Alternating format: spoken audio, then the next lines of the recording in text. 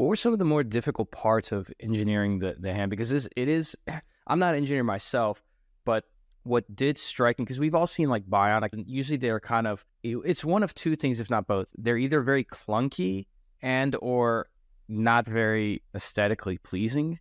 And your hand, your Bionic hand is actually like extremely functional. Because I've seen it do very, very fine motor movements, which is quite impressive. The chocolate in the mouth is like one example of it, but I've seen it do a lot of different things. Lighting a match. So like, at least for me, having come from the robotics world, like I can appreciate like the kind of engineering that it took.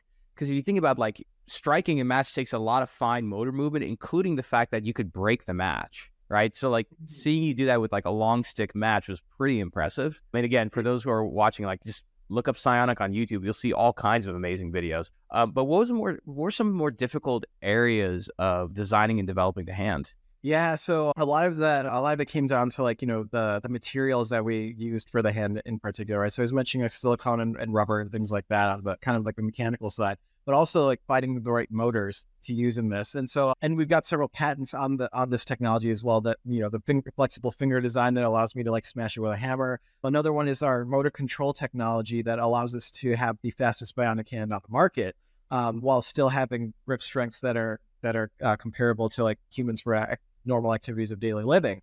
And so we actually spent the summer of 2017. So it was me, my wife, who was 6 months pregnant at the time, our 1.5-year-old son, who's now 7 years old, and my current director of engineering, who was my undergraduate student. He just graduated at that point in time, as well as 3 of our engineers in a small high-rise in Shenzhen, China, for 2.5 months, and only one of us spoke Chinese. Wow. And that was like such a pivotal moment for the company for many reasons. So one was we were able to just really quickly, rapidly prototype when we were there, because it's the electronics capital of the world. All of our cell phones, our computers are made in Shenzhen, right? So we were able to like get an electronic circuit board, like basically the very next day, shipped directly to our house for like super cheap.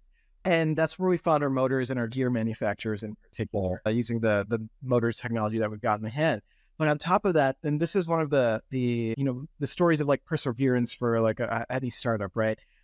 So we were using the earnings that we had won from our startup competition to basically fund us that summer in China, right? So How much did you win that from that startup competition? It was about $25,000. Okay, which is not much. Like, you go through that pretty quickly. Exactly, right. And I think that summer we only spent about like $12,000 of those dollars, and for that that apartment for like 7 people or like 6 people in China, right? Which is just absolutely nuts again, right? And so we had tried doing an Indiegogo campaign at that time, right, to try and raise funds for our company. And we were super early on, right? It was like super early prototypes of everything. We only had like 1 or 2 beta testers at that point in time as well.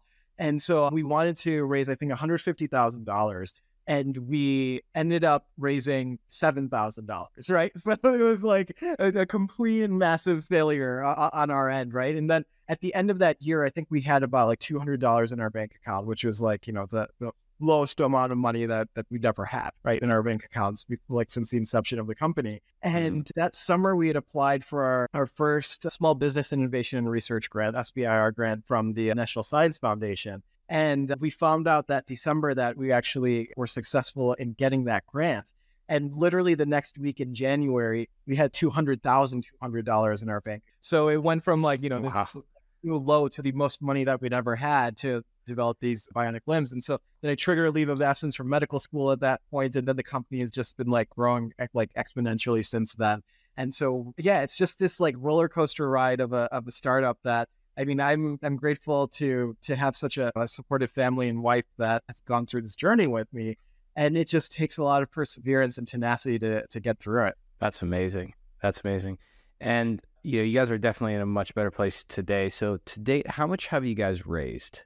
Yeah, so we did a pre-seed round through like angel investors and VCs about 2 years ago. And on that, we raised $1.4 million. And then we raised $2.4 million in grants from the National Science Foundation. And then with the start of the Start Engine crowdfunding campaign, that's been an additional $1.5 million.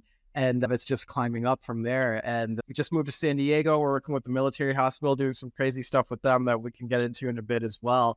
and we're just starting to ramp up production. Our biggest problem is that we've got more demand than we can produce. So it's a good problem to have.